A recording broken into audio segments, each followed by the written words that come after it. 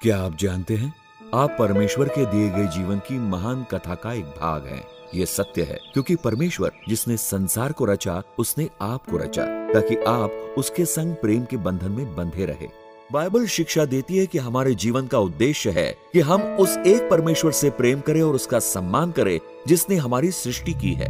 पर आप पूछेंगे, परमेश्वर का संसार बिगड़ क्यों गया? बाइबल की ये कथा है किस प्रकार उस पहले पुरुष और पहली स्त्री ने परमेश्वर की आज्ञा न मानकर उसके संग अपने प्रेम का बंधन तोड़ दिया और वो परमेश्वर से दूर हो गए।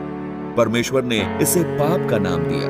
वो पाप था जिसने लोगों को परमेश्वर से दूर कर दिया। मनुष्य के हृदय पर जो पाप का अधिकार है, वही इस संसार में पीड़ा, शोक और मृत्यु लेकर आया है।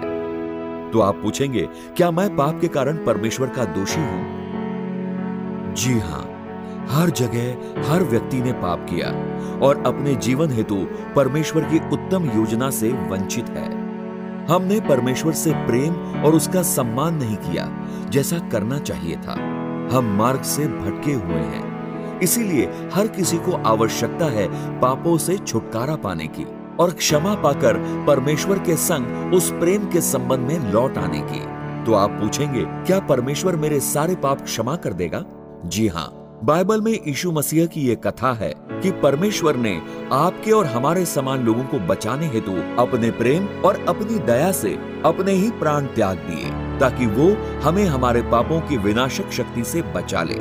तब जब हम आशाहीन होकर भटक रहे थे, परमेश्वर ने अपने इकलौते पुत्र यीशु को संसार में भेजा ताकि वो हमारे बदले क्रूस पर प्राणों की बलि देकर हमारे पापों का दंड स्वयं भोगे।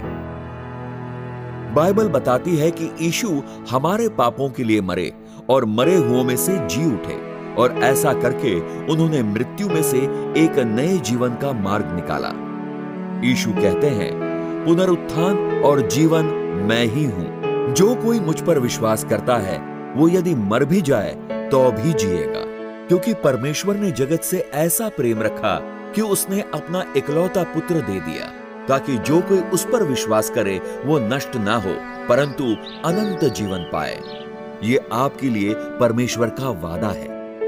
यदि आप अपने पापों से छुटकारा पाकर परमेश्वर से मेल मिलाप करना चाहते हैं तो केवल विश्वास से ये प्रार्थना करें, परमेश्वर, मैंने तेरे विरुद्ध पाप किया है, कृपया मुझे क्षमा कर दे।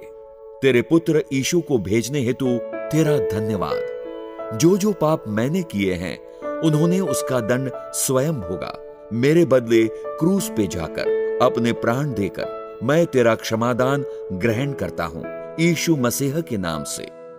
अब यीशु मसीह पर विश्वास करके परमेश्वर की संतान के रूप में यह आपके नए जीवन का आरंभ है। अब हम आपको यह सिखाने में सहायता देंगे कि यीशु मसीह के मार्ग पर चलकर और उनकी आज्ञा मानकर परमेश्वर के प्रेम के बंधन में बंधकर जीने का अर्थ क्या होता है।